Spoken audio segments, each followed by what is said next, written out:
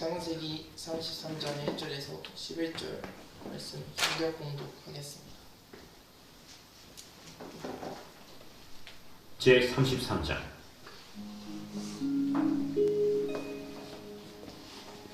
야곱이 눈을 들어보니 에서가 400명의 장정을 거느리고 오고 있는지라. 그의 자식들을 나누어 레아와 라헬과 두 여종에게 맡기고 여종들과 그들의 자식들은 앞에 두고 레아와 그의 자식들은 다음에 두고 라헬과 요셉은 뒤에 두고 자기는 그들 앞에서 나아가되 몸을 7번 땅에 굽히며 그의 형 에서에게 가까이 가니 에서가 달려와서 그를 맞이하여 안고 목을 어긋맞추어 그와 입맞추고 서로 우니라. 에서가 눈을 들어 여인들과 자식들을 보고 묻되 너와 함께한 이들은 누구냐? 하나님이 주의 종에게 은혜로 주신 자식들이니이다. 그때 여종들이 그의 자식들과 더불어 나와 절하고 레아도 그의 자식들과 더불어 나와 절하고 그 후에 요셉이 라헬과 더불어 나와 절하니 내가 만난 바 이 모든 때는 무슨 까닭이냐? 내 주께 은혜를 입으려 함이니이다. 내 동생아, 내게 있는 것이 족하니 내 소유는 내게 두라. 그렇지 아니하니이다. 내가 형님의 눈앞에서 은혜를 입었사오면 청하건대 내 손에서 이 예물을 받으소서. 내가 형님의 얼굴을 배운즉 하나님의 얼굴을 본 것 같사오며 형님도 나를 기뻐하시니이다. 하나님이 내게 은혜를 베푸셨고 내 소유도 조카오니 청하건대 내가 형님께 드리는 예물을 받으소서 하고 그에게 간곤함에 받으니라. 아멘. 하나님의 은혜로 문제는 쉽게 해결됩니다 라는 제목으로 목사님의 설교 말씀 읽겠습니다. 네, 우리 주변에 있는 전우들과 우리 반갑게 샬롬으로 인사 나누겠습니다. 샬롬. 네, 평안하세요. 샬롬. 네, 기운들이 없어요. 이번 한 주도 여러분들 추위에 고생들 많았습니다. 보니까 눈도 많이 와가지고 제설했던데 제설하느라고도 애썼을 것 같고 지금 온도가 보니까 영하 15도네요. 그럼 체감 온도는 거의 한 20도 가까이 되지 않을까 생각이 듭니다. 이게 예배당 온풍기가 이게 새 거기 때문에 성능이 굉장히 좋아요. 근데도 좀 춥죠 지금. 이렇게 기온이 뚝 떨어지면 예열도 좀 오랫동안 해야지 따뜻해지는 것 같습니다. 하여튼 여러분들 핫팩도 좀 준비하고 해서 최대한 몸을 따뜻하게 해서 감기 걸리지 않도록 유의했으면 좋겠습니다. 오늘 건호가 처음으로 또 오늘 찬양 인도를 했어요. 이렇게 또 우리 탁월한 인재가 있을 줄이야. 우리 배보교회는 이 악기 세션들도 굉장히 많고 오늘 건반이 비었지만 건반을 지금 또 준비하고 있는 또 연주자가 또 2명이나 있더라고요. 제가 보니까 참 감사한 것 같습니다. 이렇게 좋은 재능들이 많은 우리 청년들이 곳곳에 있구나라고 하는 것이 참 기대가 되고 기쁜 일인 것 같습니다. 어쨌든 오늘 풍성한 예배 찬양으로 인도해준 우리 건호 그리고 뒤에서 뒷바라지해주고 지도해준 민재에게 감사의 말씀을 전합니다. 그래요. 오늘 수요일은 무슨 날이죠? 그렇습니다. 예, 성탄절 크리스마스 성탄절이죠.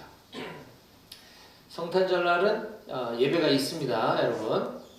성탄절날은 놀러 나가는 날이 아니고 예배 드리는 날이에요. 사회도 마찬가지, 군대도 마찬가지.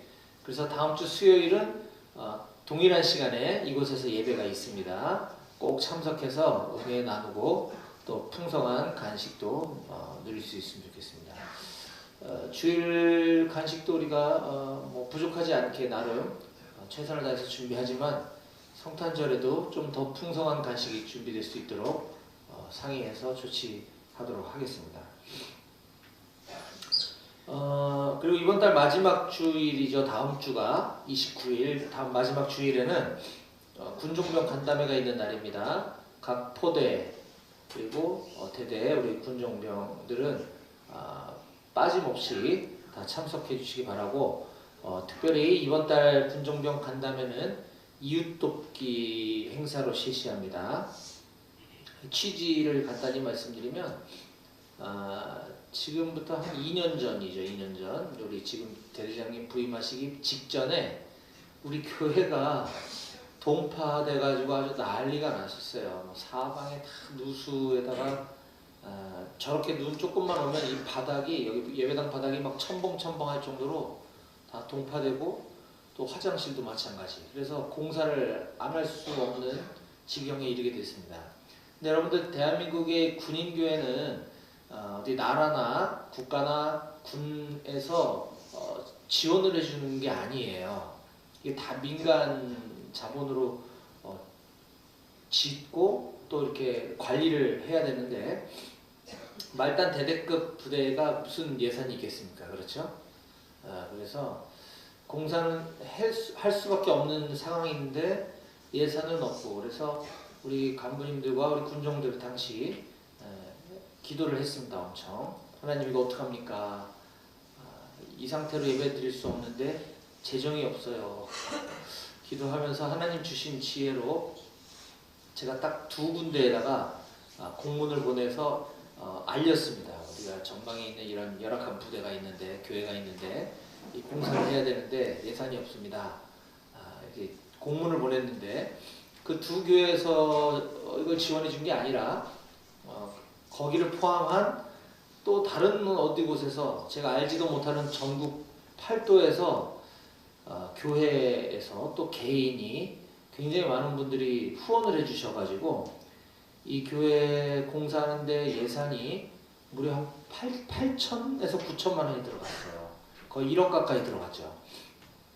그렇게 엄청난 예산을 하나님께서 하나님의 방법으로 채워주셨고 공사가 끝난 이후에도 예산이 훨씬 늘어났어요. 지금도 계속 후원이 많이 들어오고 있어서 그래서 여러분들 매주마다 간식을 햄버거를 이렇게 제공할 수 있는 것은 정말 큰 은혜입니다. 말단 부대에 햄버거 간식을 주는 교회는 그렇게 많지 않은 것 같아요. 하여튼 그럼에도 불구하고 우리가 이렇게 받은 은혜를 물론 여러분들이 너무 소중하기 때문에 많은 분들이 이렇게 도와주셨지만 또 우리 이웃을 우리 주변에 있는 어려운 이웃도 좀 돌아볼 필요가 있겠다 하는 마음을 주셔서 우리가 여기 지경리 천군 갈마루 지경리에 위치한 부대다 보니까 이 인근에 혹시 어려운 이웃이 계시다면 우리 교회가 또 우리 대대가 좀 도왔으면 좋겠다 해서 이제 이 마을 이장님하고 논의한 결과 우리가 25일 날 바깥에 나가서 생필품 뭐 라면이라든지 뭐 쌀 또는 뭐 세제 뭐 등등등 이런 생필품을 좀 우리가 구입해서 지원하는 일을 하려고 합니다. 그래서 하나님 주신 사랑을 이웃에게 나누는 뜻깊은 행사가 있으니까 군종병들은 빠짐없이 모두 다 참석해 주시기를 부탁드립니다. 제가 이 말씀을 장황하게 드린 이유는 하나님께서 살아계시고 하나님께서는 능치 못하실 일이 없으신 분이다 라는 것을 제가 여러분들께 가르쳐 드리고 싶어서 쭉 설명을 드렸습니다. 그렇게 해주시면 좋겠습니다. 네, 그리고 이제 아울러 이제 우리 교회 그걸 얘기했기 때문에 여러분들 물론 지통실이나 또 많은 간부님들이 신경을 쓰시긴 하겠지만 여러분들 뭐 막사나 또 뭐 취사장 등등 이렇게 물 나오는 곳에는 낙수 조치라 그래서 낙수 조치 이렇게 소꼭지 살짝 열어서 동파되지 않도록 우리 교회 화장실도 마찬가지입니다. 또 교육관 싱크대도 해서 다시 이런 동파되는 일이 우리 시설에 없도록 각별히 좀 신경을 좀 썼으면 좋겠습니다. 네, 우리는 지난 주일에 창세기 32장 21절에서 32절까지 말씀을 살펴봤습니다. 지난주 말씀의 제목이 먼저 싸움 걸고 져주시는 하나님이라는 제목으로 우리에게 주시는 교훈을 함께 나눴는데요. 먼저 싸움 걸고 져주시는 하나님. 네. 야곱은 하나님의 말씀에 순종해서 이제 외삼촌 라반의 집을 떠나 20년 만에 자기가 살던 땅 고향으로 돌아가기로 결심을 합니다. 그런데 고향으로 돌아가는 것 자체는 너무 기쁜 일이지만 거기에는 나를 죽이려고 했던 형 에서가 있기 때문에 쉽게 결정할 수 있는 문제는 아니었습니다. 야곱이 외삼촌 라반의 집으로 가게 된 결정적인 계기가 야곱이 거짓말을 치고 속여서 형이 받아야 할 장자권, 장자의 축복을 자기가 형이라고 아버지한테 거짓말을 치면서 그걸 가로챘기 때문에 형의 입장에서는 화가 날 수밖에 없었죠. 그런데 화가 나는 것 정도까지는 우리가 이해할 수 있는데 그렇다 그래서 동생을 죽이겠다고 하는 건 좀 이해하기 어렵습니다만 어쨌든 에서는 동생 야곱을 죽이겠다고 하니 야곱이 도망을 갔었던 것인데 20년이라는 오랜 세월이 흘렀지만 형의 마음이 얼마나 변했는지 누그러졌는지 알 수가 없는 터여서 야곱은 굉장히 두려움에 사로잡힐 수밖에 없었습니다. 그래서 하나님께 밤새 기도하고 또 밤을 새워가며 형의 마음을 누그러뜨릴 가축 예물, 선물 공세를 펼치기 위해서 밤새도록 좋은 가축들을 골라내는 작업을 하고 드디어 야곱의 모든 식구들과 그의 종 재산들을 다 이끌고 이제 고향으로 복귀하는 행군을 시작을 하게 됩니다. 자, 그래서 행군을 출발하기에 앞서서 지금 현재 야곱 본대가 위치하고 있는 곳은 약복강 나루터에 위치하고 있었습니다. 약복강 나루터에서 이제 그 강을 건너서 행군을 출발해야 되는 것이죠. 그래서 행군 제대 편성은 제일 선두에 형 에서를 만나면 줄 선물, 가축 예물을 한꺼번에 그 수많은 거를 딱 주면 왜 그런 거 있잖아요. 우리가 기대심리라 그래야 되나? 한 번에 주면 만족할 수도 있지만 만족하지 못하면 다음 대안이 없기 때문에 야곱은 국리 끝에 그 많은 선물들을 1제대, 2제대, 3제대로 그룹을 편성해서 1제대 예물을 보내보고 형의 상태를 살핀 뒤에 다시 2제대 선물을 보내고 또 형이 화가 누그러졌는지 살피고 그래도 부족하다 싶으면 또 3제대 선물을 보내고 이렇게 하기 위해서 선물 가축대를 그룹으로 편성을 합니다. 그래서 이거를 맨 앞에 선두에 선발대로 출발을 시키는 거죠.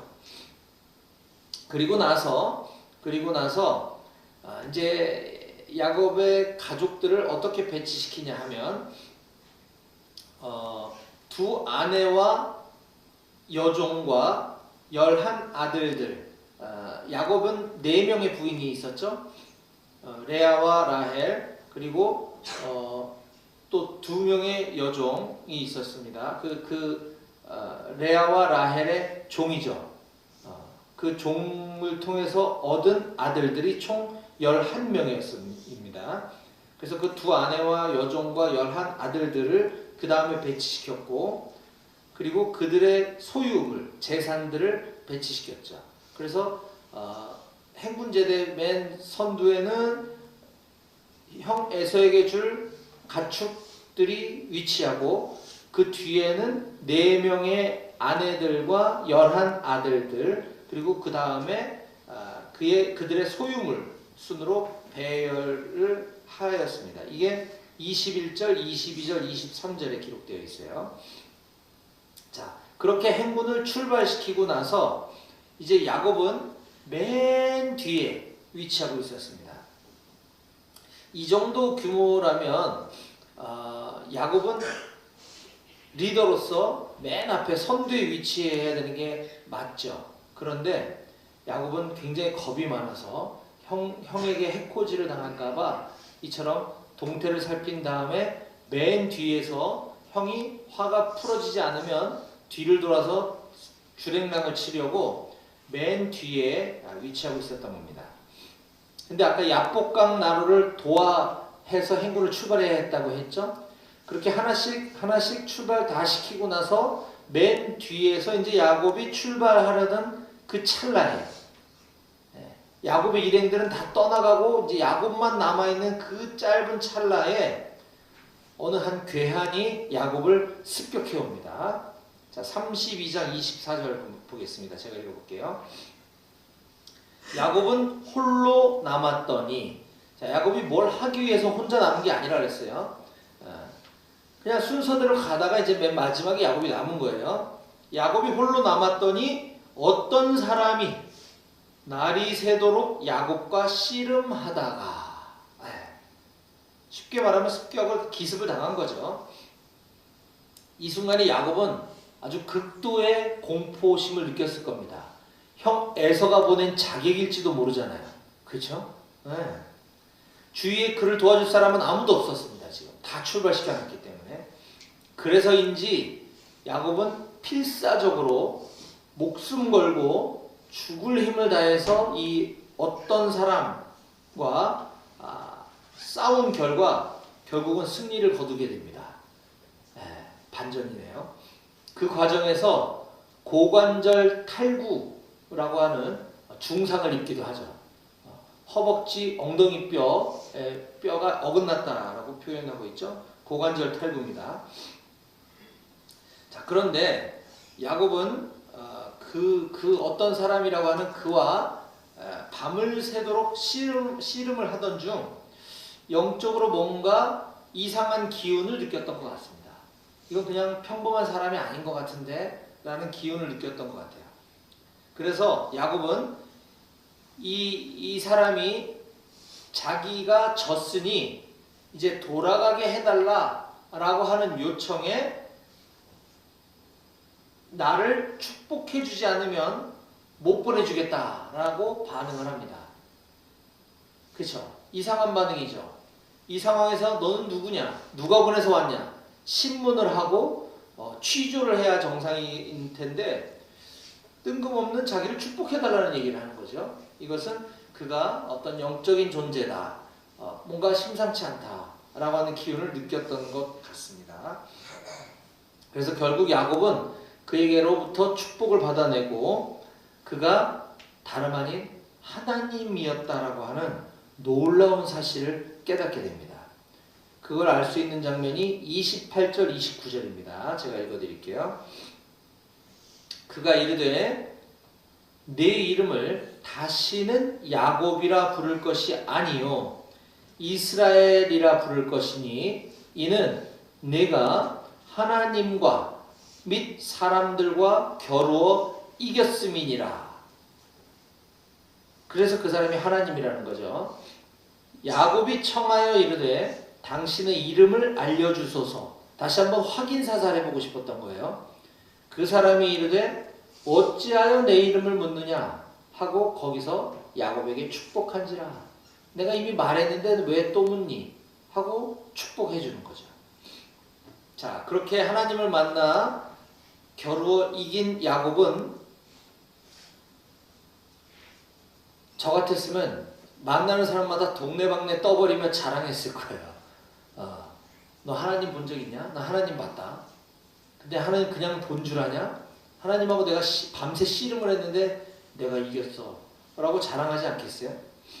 근데 야곱은 그렇게 자만하지 않았습니다.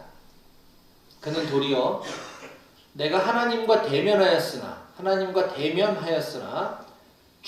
죽임당하지 않고 내 생명이 보존되었다라고 겸손한 고백을 하게 됩니다. 30절 말씀 보겠습니다. 그러므로 야곱이 그곳 이름을 브니엘이라 하였으니 그가 이르기를 내가 하나님과 대면하여 보았으나 내 생명이 보존되었다 함이더라.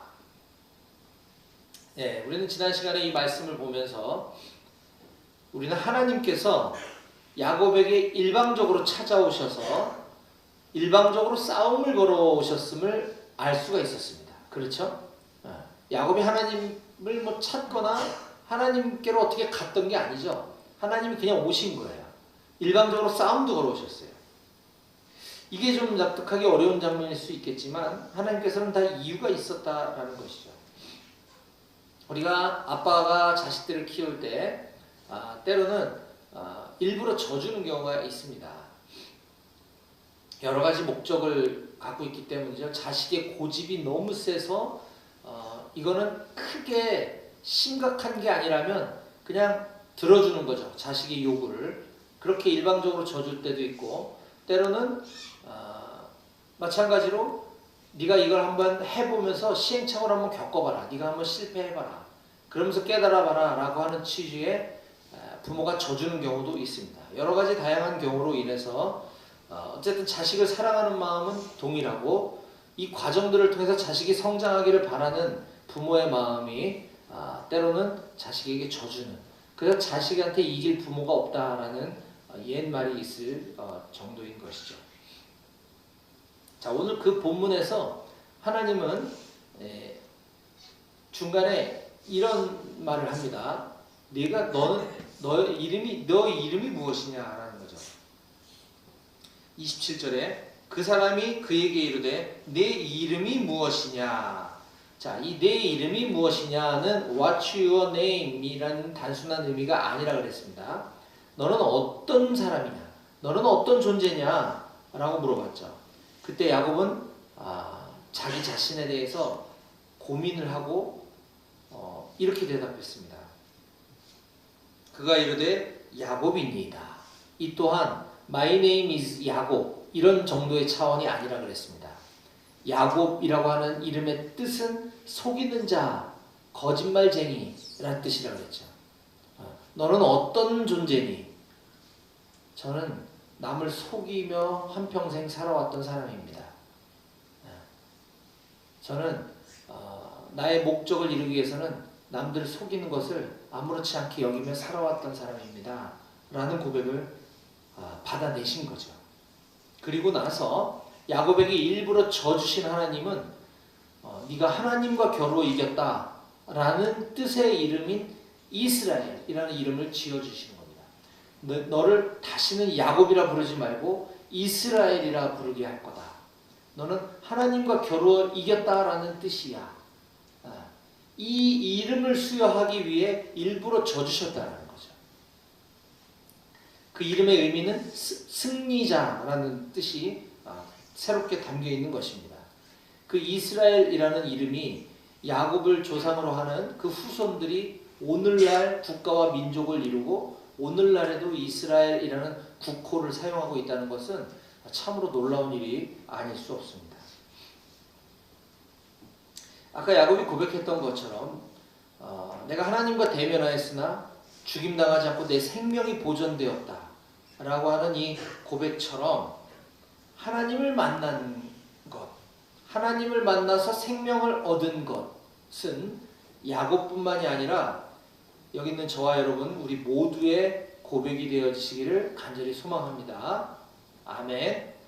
예, 우리도 하나님을 만나고 하나님을 만나서 새 생명을 얻은 줄 믿으시기 바랍니다. 아멘. 예.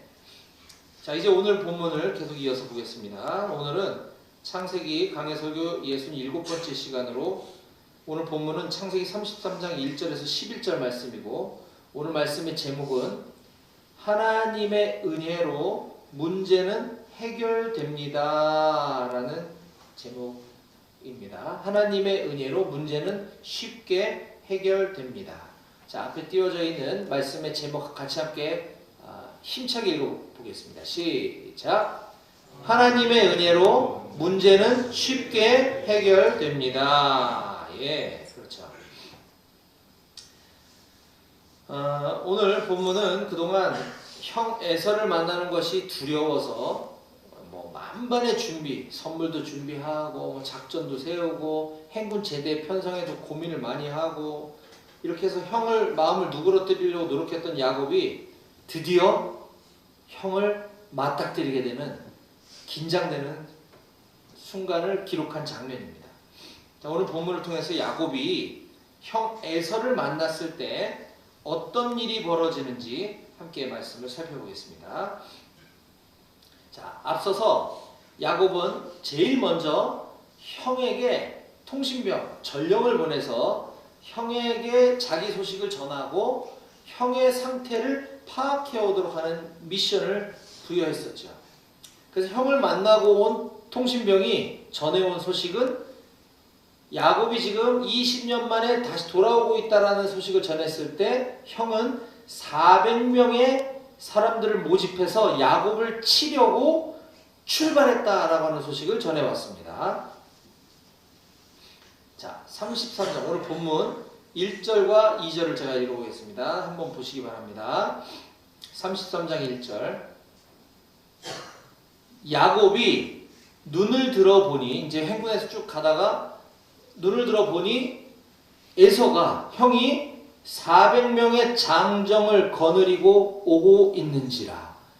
그때 통신병이 전해온 소식이 사실이라는 것이 지금 입증되고 있는 순간이죠. 자, 그의 자식들을 나누어 레아와 라헬과 두 여종에게 맡기고 여종들과 그들의 자식들은 앞에 두고 레아와 그의 자식들은 그 다음에 두고 라헬과 요셉은 뒤에 두고. 자, 에서 형 에서는 지금 분명히 자기를 치려고 오고 있는 중이었고 가축 예물 형에게 줄 선물들은 이미 그 앞에 전달했기 때문에 형이 분명히 만났을 텐데 지금 형의 반응이 어떠한지, 화가 누그러졌는지 안 누그러졌는지 전혀 알 수 없는 상황입니다. 지금 형이 지금 오고 있는 것만 보이는 거예요.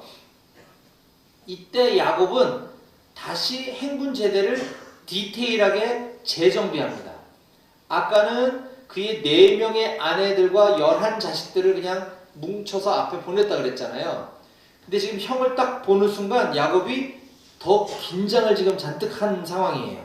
그래서 우리 본대를 형이 치면 분명히 피해자가 발생할 테니 그 피해의 순서를 지금 정해서 다시 행군제대를 세부적으로 나누고 있는 겁니다. 근데 잘 보면 어떻게 나눴냐? 레아와 라헬과 두 여종이라 하면 그 레아의 종 실바, 그 다음에 라헬의 종 빌하를 말하는 겁니다. 이 4명을 지금 보니까 여종과 2절입니다. 2절. 여종들과 그들의 자식들, 즉 실바와 빌하와 그들 사이에 낳은 자식들은 맨 앞에 세우고 그 뒤에 레아와 그의 자식들을 세우고 그 뒤에 라헬과 요셉을 뒤에 세웠다라고 기록하는 거죠. 자, 이게 보니까 야곱의 입장에서 중요하지 않은 사람들, 사랑하지 않는 사람들을 앞쪽에 배치하는 것을 볼 수가 있죠. 종은 자기 의지와 상관없이 그냥 아들 낳으려고 했던 거잖아요. 앞에 세우고. 그 다음에 본처는 레아와 라헬인데 라헬을 사랑했죠, 야곱은. 근데 장인어른이 자기를 속여서 레아를 결혼시켰잖아요. 그래서 레아를 미워했다라고 그랬습니다. 그래서 레아와 레아를 통해 낳은 자식들을 그 다음에 위치시키고 자기가 진짜 사랑했던 라헬과 라헬을 통해서 뒤늦게 낳은 아들 요셉을 맨 뒤에. 그래서 앞에 이렇게 피해가 나더라도 내가 사랑하는 처자식은 피해를 받지 않게끔 이렇게 위치시키고 있는 걸 볼 수가 있습니다. 자, 야곱은 앞장에서 우리가 분명히 보았던 것처럼 하나님을 직접 대면해서 만났던 사람입니다.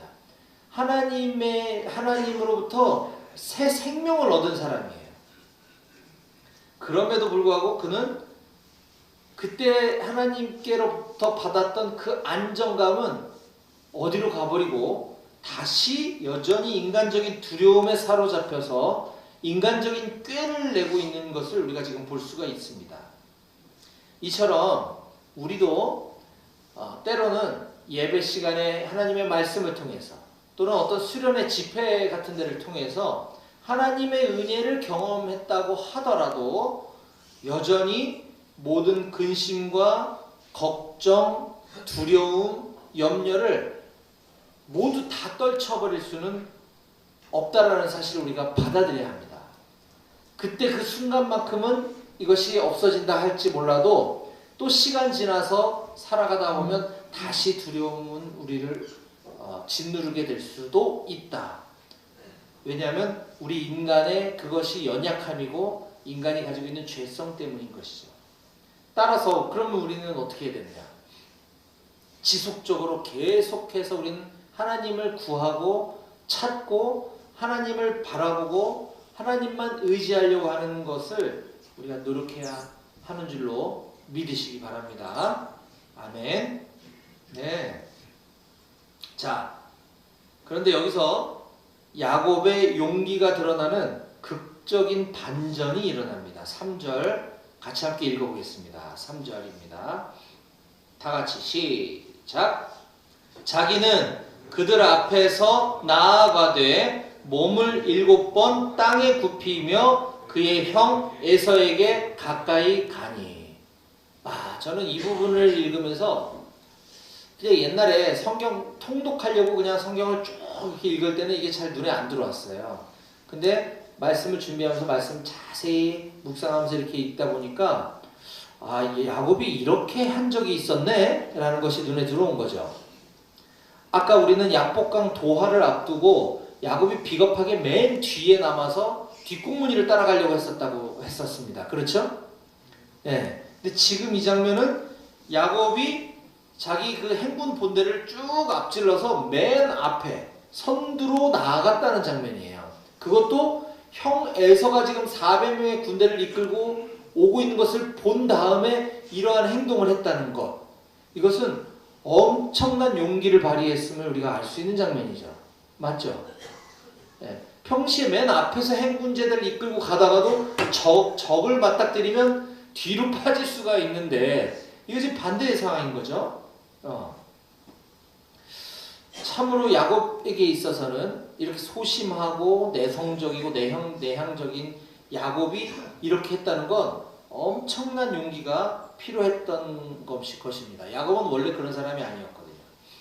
근데 여기서 더 놀라운 거는 그 다음에 나타나는 형 에서의 반응입니다. 4절 봅니다. 에서가 달려와서 여기까지 에서가 달려왔대 지금 야곱을 보고. 지금 앞에 절에 보니까 야곱이 지금 행군 본대를 앞질러 맨 앞에 가가지고 그가 한 행동은 몸을 땅에 굽히며 7번 형 에서에게 절을 하는 거죠. 에서를 지금 극진히 높이는 지금 행동을 취하고 있는 거죠. 이 땅에 무장 해제하고 7번이나 땅을 허리를 굽혀 형에게 절을 하고 있는 그 찰나에 형 에서가 지금 자기에게 달려오고 있대.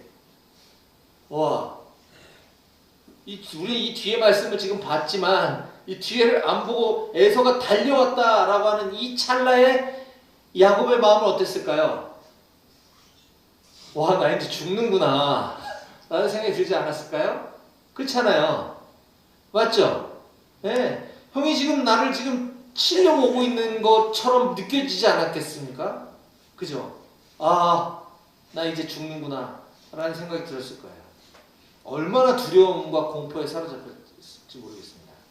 근데 반전이 일어나죠.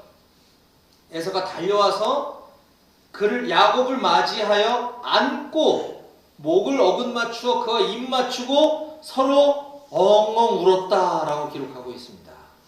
와, 반전입니다. 반전. 야곱을 향해 달려온 에서는 칼을 뽑아서 야곱의 목을 치는 것이 아니라 부둥켜 끌어안고 막 목에 입 맞추고 엉엉 울었다는 거예요. 극적인 화해가 이루어지고 있는 장면입니다. 너무 감동적이지 않나요, 여러분? 네, 나는 엄청 감동적이던데. 어떻게 이런 반전이 일어났을까요? 20년이라는 오랜 세월을 통해서 하나님은 그 거짓말치고 자기 목적을 이루기 위해서는 수단과 방법을 가리지 않고 남을 속이고 자기가 얻고자 하는 것들을 가로챘던 이 얍삽한 야곱을 변화시켰던 하나님께서는 우리가 자세한 내막은 알 수 없지만 에서의 인생에도 동일하게 개입해 주셔서 에서의 마음도 에서의 상황도 환경도 변화시켜 주시고 에서를 성장시켜 주시지 않았을까라고 우리는 충분히 유추해 볼 수 있는 것입니다. 하나님이 하신 것이죠. 이에 야곱은 자기 가족들을 하나하나 형 에서에게 소개시키고 절을 하게 하는 장면이 5절에서 7절까지 쭉 기록되어 있습니다. 그리고 나서 이들보다 먼저 앞에 보냈던 그 가축대들은 도대체 뭐냐라고 형이 물어보고 이에 대해서 야곱이 답을 합니다. 이 부분은 제가 빠르게 한번 읽어보겠습니다. 8절부터 11절입니다. 에서가 또 이르되 내가 만난 바 이 모든 때는 다 무슨 까닭이냐. 야곱이 이르되 내 주께, 여기서 내 주란 주님 예수님 하나님이 아니라 형 에서를 높이는 표현이에요. 내 주께 은혜를 입으려 함이니이다. 내가 형한테 은혜를 받고자 함입니다. 에서가 이르되 내 동생아 내게 있는 것이 족하니 내 소유는 너에게 둬라. 야곱이 이르되 그렇지 아니합니다. 내가 형님의 눈앞에서 은혜를 입었사오면 청하건대 내 손에서 이 예물을 받으소서. 내가 형님의 얼굴을 배운즉 하나님의 얼굴을 본 것 같사오며 형님도 나를 기뻐하심이니이다. 하나님이 내게 은혜를 베푸셨고 내 소유도 족하오니 청하건대 내가 형님께 드리는 예물을 받으소서 하고 그에게 강권함에 받으니라. 자, 지금 여기에 자주 등장하는 단어가 은혜라는 것을 우리가 볼 수 있죠. 그렇죠? 8절에서도 내 주께, 내 형님께 은혜를 입으려고 하는 까닭입니다.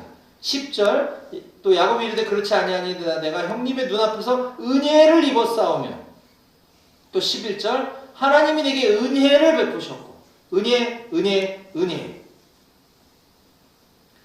그러면서 10절에 내가 형님의 얼굴을 배운즉 하나님의 얼굴을 본 것 같다라고 말하고 있습니다. 지나친 아부처럼 들릴 수도 있지만 이 부분을 자세히 묵상하면 이렇습니다. 야곱은 자기가 지금 하나님의 얼굴을 보았음에도 하나님께서 야곱에게 생명을 주셨던 그 은혜를 베풀어 주셨던 것처럼 지금 야곱은 형 에서의 얼굴을 보고 있으면서 그때 보았던 하나님의 얼굴을 보았던 장면이 떠오르고 있다는 거죠. 원래 하나님과 대면하여 목숨을 부지할 수 있는 사람이 없습니다. 하나님의 얼굴을 볼 수가 없어요. 그런데 야곱은 하나님의 얼굴을 보았음에도 그가 살았던 것처럼 지금 형의 얼굴을 본다는 건 나 형한테 죽을지 모르는 상황이었는데 형이 나를 살려준 것이 은혜를 지금 베풀어 주는 거잖아요. 그 장면이 떠오른다는 겁니다. 그러므로 내가 지금 형님한테 은혜를 입었기 때문에 형이 나를 죽이지 않았기 때문에 내가 형한테 은혜를 입었기 때문에 형님은 내가 준비한 예물을 받아달라고 정중하게 요청하고 있는 거죠. 그래서 우리는 여기서 다시 한번 이 은혜라는 단어를 반드시 기억해야만 합니다.